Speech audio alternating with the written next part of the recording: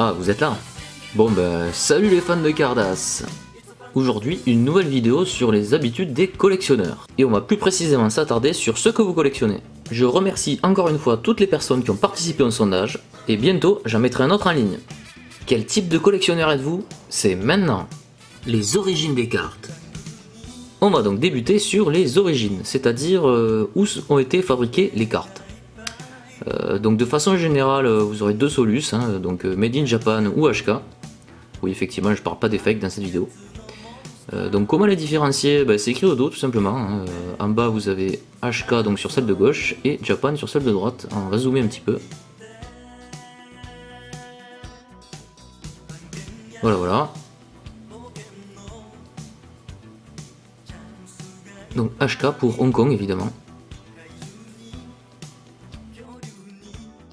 Il y a d'autres différences que les copyrights, mais ça je le montre dans une autre vidéo. Vous êtes une majorité de 58% à collectionner uniquement du Made in Japan, 22% à avoir des sets en japonais et d'autres sets en HK, et enfin 20% à mélanger les HK et les japonaises dans les mêmes sets.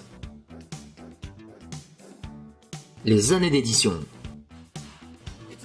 Un peu comme HK Jap, on a une espèce d'opposition originale réédition. Les cartes parfois ont été rééditées plus tard en fait.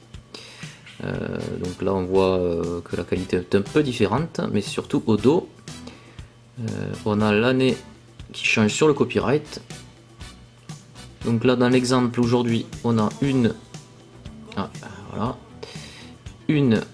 89 et une 95. Donc la 89 c'est l'année originale et la 95 c'est la réédition. Encore une fois, c'est un exemple. Il y a eu des cartes sans réédition et des cartes par contre rééditées plusieurs fois. Vous êtes 49% à avoir des sets en édition originale et des sets réédités.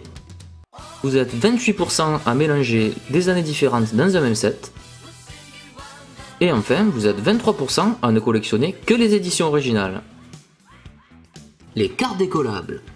Donc dans certaines collectes de cartes, il y a une particularité qui est que certaines cartes cachent d'autres cartes dessous. Donc communément on appelle ça des hidden prisms, ou double prisme parfois. Donc sur les Super Battle, on peut décoller le dessus pour faire apparaître une autre carte en dessous. Donc voilà le dessous pour cet exemple. Il y a aussi les doubles prismes en Dan qui se décollent de l'autre côté, pour info. Donc voilà le meilleur exemple de Hidden Prism, puisque là c'est vraiment caché dans le sens où on voit pas que c'est prisme en fait, puisque c'est caché derrière une règle.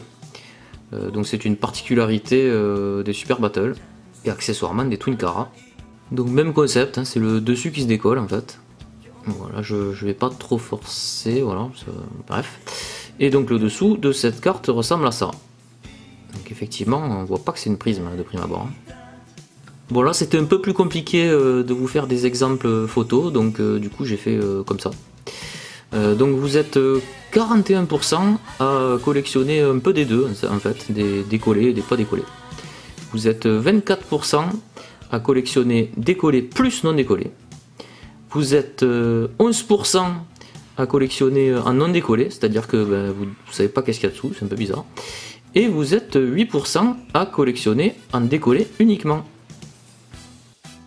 Bon, vous l'avez vu, j'ai mis trop puriste, c'est que mon avis personnel, je trouve ça un peu con de ne pas voir la carte qu'il y a dessous. Les différents effets de prisme. Alors, dans certaines collections, en particulier les PP Cards, vous avez dispo différents effets de prisme. Donc là, c'est un exemple, encore une fois, là je vous en montre deux. Donc l'effet ligne et l'effet bulle. Voilà, donc ça c'est le ligne. Et vous voyez à côté le bulle, c'est complètement différent. Évidemment, il y a tout un tas d'effets que je vous invite à découvrir dans mon autre vidéo sur les effets de prisme. Vous êtes 39% à vouloir collectionner tous les effets, 32% à considérer qu'un seul effet suffit, et 29% à avoir quelques cartes en différents effets. les non officiels. Bon, c'est un peu la question bonus, hein, j'ai mis ça un peu à part. Donc à savoir que dans les cartes Dragon Ball, il y a des cartes non officielles, c'est-à-dire qui étaient distribuées sans la licence. Comme on peut voir au dos, il n'y a pas de copyright. Voilà.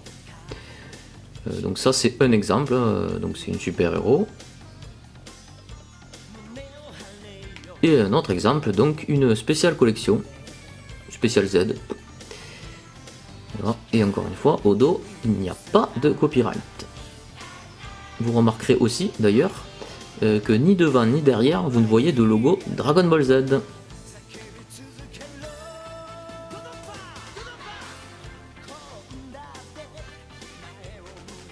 Vous êtes 52% à en avoir quelques-unes pour le fun,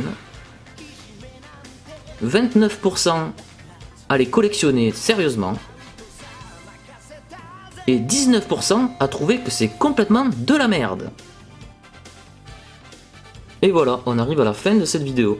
Vous l'aurez peut-être remarqué dans la vidéo, mais chaque réponse vous faisait rentrer dans une catégorie de collectionneurs. Pour 26%, vous êtes économe, donc vous avez un petit budget ou autre chose à foutre avec votre pognon, hein, ma foi. Vous avez bien raison.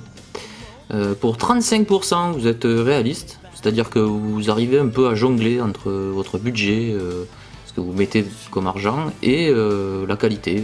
C'est un peu entre les deux. Des fois, c'est un peu compliqué comme choix. Et 39% d'entre vous sont des puristes. Chez donc la qualité, quitte à laisser tout votre pognon. Mais quand on aime, on ne compte pas. Et vous, vous êtes plutôt quoi? Dites-le nous en commentaire.